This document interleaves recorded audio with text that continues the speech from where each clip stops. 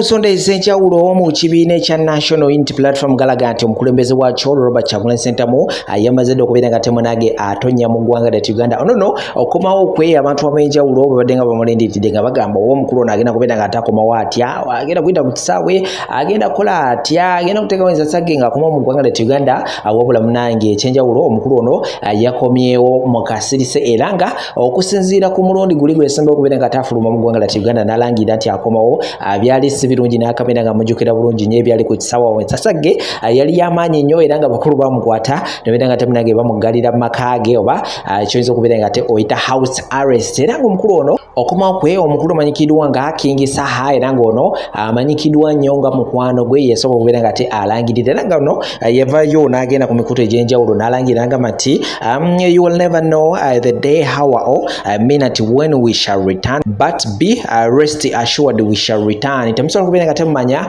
ddi kaseera ki lunaku ki budde ki omukulu lwagenda okubeera nga temunange akomawo naye jesino nti mubeere nga temunange mubeere bakakkamu omukulu agenda kubeera nga ate akomawo. King Saha obubaka obwo yabuteekayo nnaku zaalinga 2-3 era nga omukulu nga bwekutegeeza yasobodde okubeera nga temunange atonya mu ggwanga lya Uganda. Agenda kubeera nga tekutera obutambya obwo tongera okubeera nga tetumanya biki biri mu kubeera nga tebitambula sayidi zeeyo. Ate bo aba NRM babadde nga bamulindiridde okuva lwe yafuluma mu ggwanga lya Uganda babadde nga bamwesonyiwa kakati no lwakomyewo batandikidde wali wennyini we baakoma. Ngenda kubeera nga tenabyo mbikutuusako tongera okubeera nga tetumanya biki ebiri mu kubeera nga tebigenda mu maaso sayidi zeeyo sako n'ensonga endala nnyingi nnyo eziri mu kubeera nga tezigenda mu maaso mu ggwanga lya Uganda. Shikasha musomo wadduwa wali nnyo okubeera nga takolako gwenawena n'ensonga ez'enjawulo ezikyaganya okubeera nga tezijja kukolako ng'akozesa amaanyi ag'edduwa okuva mu Quran mufune ku namba z'essimu eziyita wansi ku buzitika buli kimu kijja kubeera nga tekikutambulira bulungi nnyo mmalidadi sana. Katusimbule n'ensonga zino ez'omukulembeze ow'ekibiina ekya NUP Robert Kyagulanyi Ssentamu tebaawo. Ntimanyi mutulindiridde, but you will never know the day, hour, or minute of our return, but definitely we shall return. Omusajja wammwe yakomawo ali magera ayiiya kabadi anoonya bw'abatandika okubasaba akalulu ka 231 ebannange obaga ne fuutu soja muli mu mbeera ki omusajja ali magere bwentyo bwe nabagamba nti afulumye ne muwakana kati info gwe nnina nti omusajja mwali anoonya bw'afubutukayo anti ddiiru ye yali Museveni kumala kulayira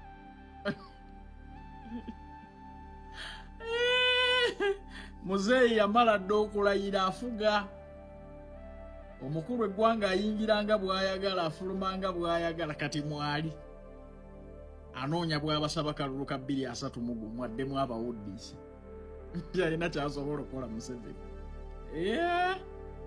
anga ebisaawo by'essente biyitingana emagera naye nze paka lw'olinzijjamu opposition oli mu ya kifere togenda ssente kuzirya wekka. Bobi Wine mpaayo akawumbi ku ssente Museveni ze yakuwadde okuwuddisa bannayuganda mu kalulu akawedde mpaayo akawumbi togaggawala na famire yokka naffe ssente tuzaagala tuli bannansi goloza tuleekaanira bwereere gwe tudde eno tukupromoting nti oli sireti kwenaaleeno President Museveni akuggyemu tukufunire sympathy tukufunire obuwagizi ebisawo babikuwa olye wekka foloza kitosanyusa bw'otampa kawumbi Bobi Wine ngenda kukukuba nkwogoloze n'ekifaananyi ng'oli magere mu kompaawundi yo oli mwanda we yangenda kukireeta ensi ekakase bwe wayingidde eggwanga oli magere ababadde beebuuza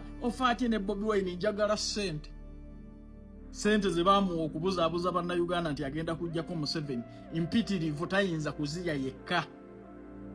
Nange ndi musajja munaku nva mu famire ennaku mpa ku ssente z'obubbi nkyusa obulamu ssente nzisabye lwatu gwe tokoowa nze kuleekaanira nzijjaamu mpeeyo akawumbi nange nkyusa obulamu.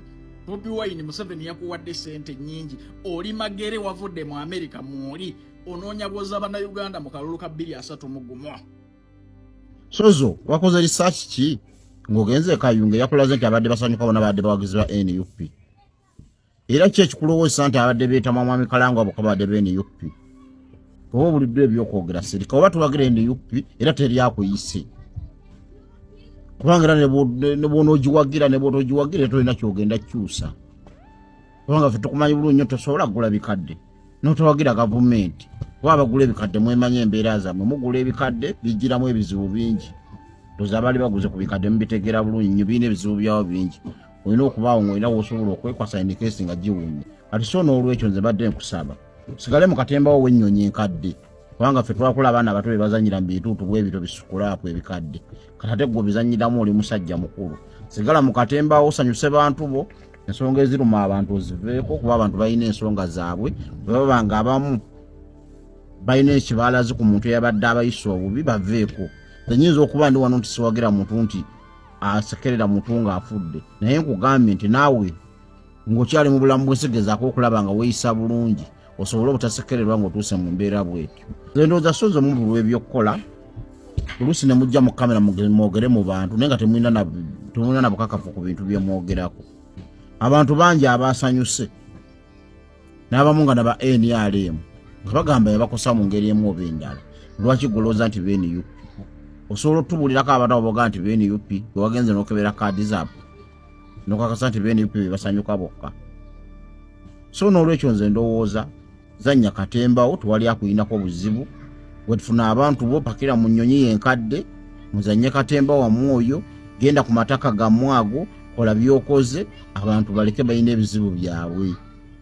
NUP tebalina kye bakoze otandika okubalumbagana tiwaliwo NUP we bagenze ku kitebe ky'NUP nti kitebe ky'NUP kyatuuziza kyayisa olukuŋŋaana lw'abannamawulire nekijja nekigamba nti tulimu kujaguza kubanga mwami Kalango afudde tonnakirabako ekyo kati omuntu Ssekinnomu aba yavuddeyo ng'alina n'ensonga ze ng'aganze njaguza kubanga yankola bw'ati ne bw'ati gw'oba otuukirira omubuuze lwaki ojaguza ng'omwami yafudde so okusinga okuzingira awamu ekibiina kyonna ng'olingaga nti ekibiina ky'NUP kyakedde ku makya ne kiyisa ebirango nti tusanyuka olw'okufa kwa mwami Kalangwa singa badde basanyuse nga ab'omwe be bafudde waligaye nti basanyukidde ab'omwe bafudde tebalina kye baabakola abantu naggambe tebava buve mu bbanga ne basanyukira omuntu ng'afudde baba balina ensonga gwe lwaki olowooza nti omuntu ankosezza wabanga avudde mu bulamu bw'ensi ngenda kunyolwa wamu naye nti wabaawo embeera ng'etuuse ku bannaffe tugiyigiremu ne weebanga erimu ekibi tugijjemu ekyo ekituufu tugende nabyo tukikoppe ti abasigadde tweyise bulungi osanga abantu banasobola okungubagira wamu ne famiri zaffe nga tuvudde mu bulamu bw'ensi kubanga tukimanyi nnyo nti okufa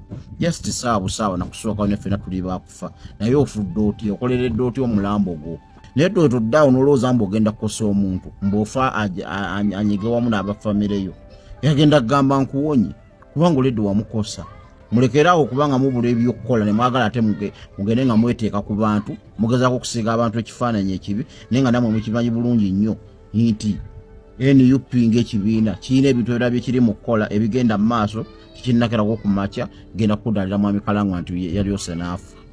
Nina omusajja w'e Kayunga ampadde sitoole ku nfa ya Kalangwa nenzikiriza nti eddogo gyeriri era batabani ne bawala ba Kalangwa mulekeraawo okuneneŋŋana n'emiyaayo ku social media nti gyasanyukidde n'okuvoola kitammwe ng'afudde mwetambulireko ekyatutte kitammwe kisobola okujja gye muli bwe weetegereza sitoole zonna nkimanyi muzimanyi bulungi musajja okuva lwe yafunye akisidenti ambyulensi okufa booda okuggwamu amafuta ambyulensi bagitutte ku mafuta okugateekamu mashini neefa eba yakatambulako wano nawali neebuza omuliro sitoole n'ebirala bingi nkimanyi bubimanyi obudde bwe mumala wano nga muli ku misaswangula egya Nuupu ebivubuka ebyasiiwuuka empisa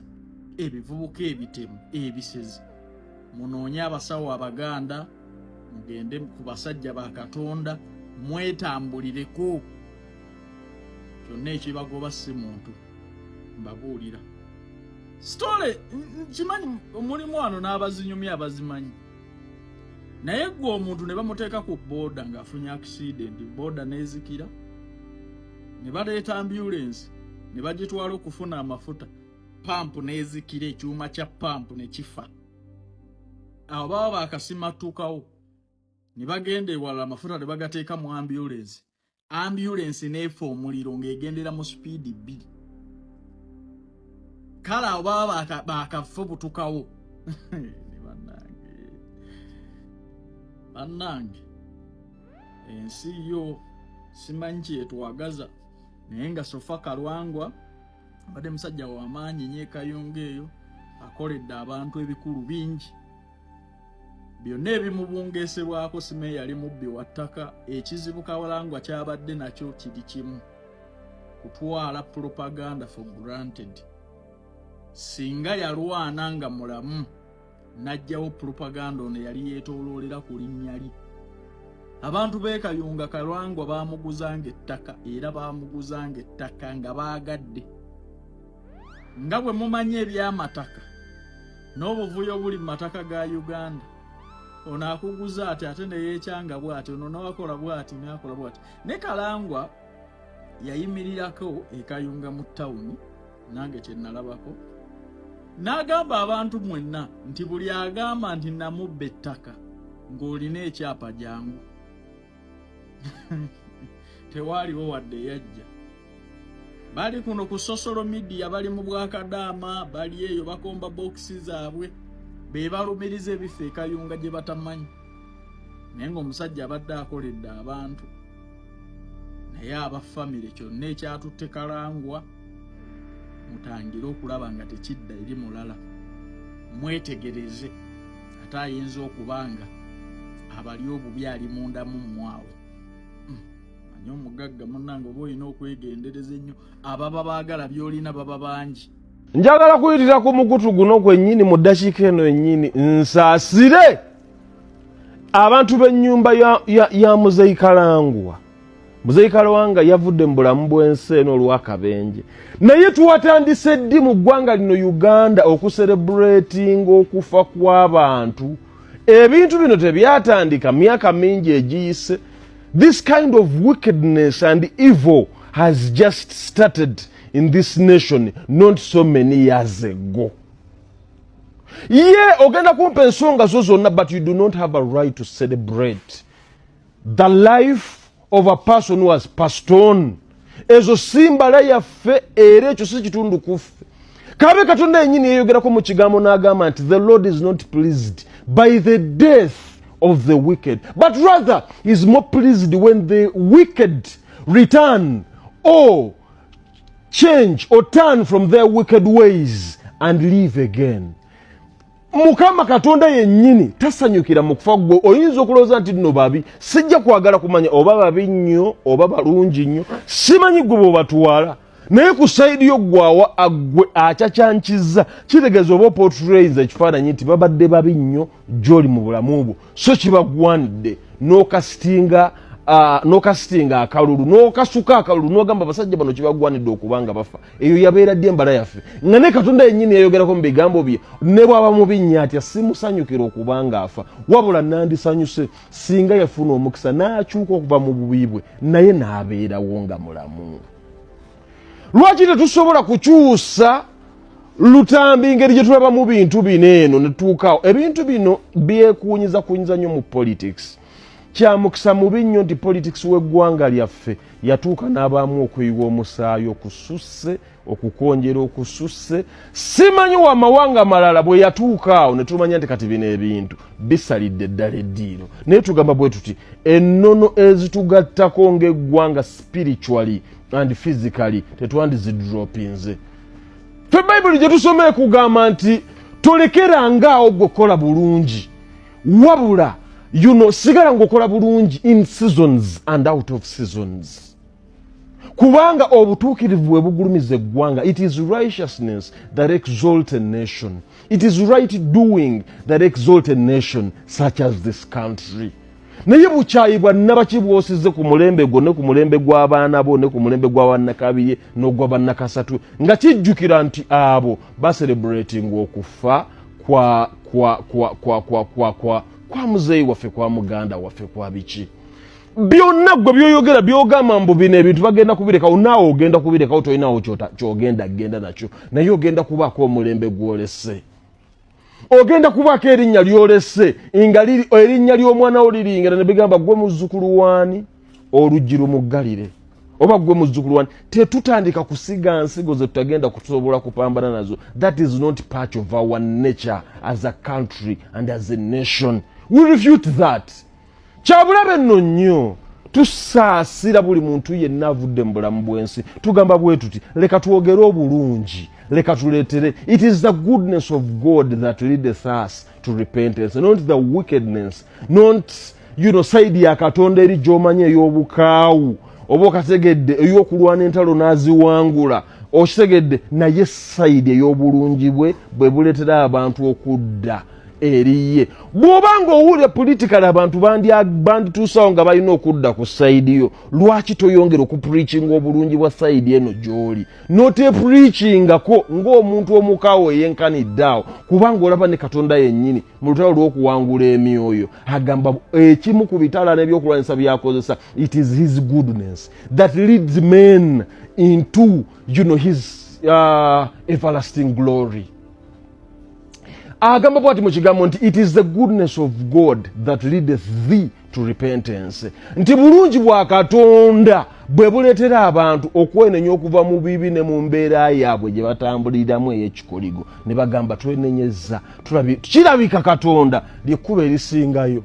Ffe tubadde twategeera nkola ze tetusobola kutuukawo ng'eggwanga ky'ogamba ng'obulungi bwaffe ku sayidi emu political oba ku sayidi ebbiri bwe busobola okuleetera gwabo boogamba batali batuufu mu mbala yaabwe gye tukola ne tubeeranga they can turn to goodness. Tewasobola kubeerawo mbala ndala ne tutaviira ddala ku mulamwa kukola bintu bino nga bwe tubikola.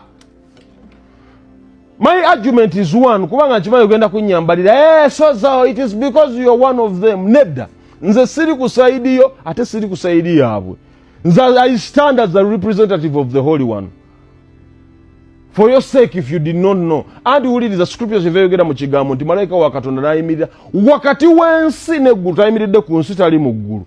Dawudi n'ajjayo ekyokulwanyisa kye n'amubuuza, n'ayimirira mu malayika bw'ati, n'ayimirira mu mwoyo oguyimiridde wakati w'ensi n'eggulu, n'agubuuza yogera mangu, oli ku sayidi y'abalabe bange oba oli ku sayidi yange? Nkwambalire manye nti gwe anyingiridde, nkwambalira bwambalizi. Malayika yamuddamu ati namugamba siri ku sayidi yo ate era siri ku sayidi y'abalabe bo, wabula ndi ku sayidi ya Katonda ayinza byonna. Wuliriza, ekyandibadde kisinga okuba ekirungi is what exalts a nation, a family and a personality. Kusiikenga ku ebyo ebisigala bitugattako, so si ebisigala bitukubyeko ebikuwa n'amabala ag'olubeera agatagenda kwerabiro. Eyo embala yava Magombe ate teyatandika mirembe mingi waneeno. That's not right. It is not right, sebo. Ekyo si kituufu, emirembe n'emirembe. Amina, nkugambira wano ebigambo bino. It is upon you and up to you okutwala information eno nga bw'owulira bw'ogamba. Tugamba bwe tuti Mwami Kalangwa yafudde, Muzeeyi Kalangwa mu Kayunga wali. Tugamba batuwa amawulire ne batugamba yafa ssaawa zaalinga 2 ez'akawunga, bafuna akabenje ssaawa nga 2. Nti omuvuzi wa bodaboda Nakinku bwe yavuga akasipiidi akayitirira ennyo n'agwa mu mmotoka yaabwe. Dereva mu kusiba ennyo okw'ekika ekyawaggulu emmotoka neevulunga emirundi emeka. Abaali batuddemu gwe abamanye mu mmotoka bwekubamu emmotoka bwevulunga emirundi ena kitegeeza bakutta oguti gw'amasannyalaze ne bagukukuba nga bagusibye sponge, ne bagukukuba emirundi nga 7 mu kifuba, mu nsingo, ku mutwe, ku mugongo, everywhere, ku buli organ yonna eri vital mu mubiri. Okategedde akantu wako, it is what happened to them. So ne balwanako until when Muzeeyi Kalangwa scampered to death. Okategedde akantu wako, tugamba nti awummule mirembe. Mungu amusaasire byonna ebyamusoboka wadde nga tekikyasoboka. Because obutuukirivu bw'omuntu oba obutali butuukirivu bwe bukolebwa ebbanga lyonna lyamalanga. He has the will to speak and not to speak, to choose and not to choose. Tugamba nti Katonda agumye abantu b'ennyumba ye. Tugamba nti obulungi n'ekisa tebulekereranga eggwanga lyaffe. Tugamba nti ebintu byonna ebigatta ku ggwanga lyaffe byeyongerenga okutwegattangako. kale kitalo nnyo. Abalungi abatuwuliriza era abatulaba olunaku olwaleero tukyaddeko ewa Sheikh Ashraf Dembe. Sebo nsanyusa okubalaba. Amannya agange nze Sheikh Ashraf Dembe akola ku bizibu by'enjawulo. Omuntu singa aba alina ebirwadde musomereddwa tumuwa amazzi ga lukuya nga bw'obadde ogalaba tugenda abantu ku kyoto ne twokya emizimu emibi egibabaamu n'okulomba edduwa. Abantu singa abeera ng'ali wano atuuse sobola okumulombera edduwa ne waba atatuuse nga mpadde amannya ge naye ng'ali wala. Neetaase ennamba yange yeeno eri 0701763711. Nammwe bannyinaffe abali ebweru oyagala okuba nti oyagala okulombera ku dduwa ng'olina ebizibu viza zibuze amaka gakolongotana sente zikola zimpita mu ngalo ojja kumpeereza ekifaananyi kyo n'amannya go ebyo byokka bijja kummala nja kukulombera edduwa ojja kutereera. Olunaku olusembayo mu mwezi mba n'edduwa eyawamu ffenna n'abalwadde bange abakadde n'abapya. Salaamu alaikum warahmatullahi wabarakatuh.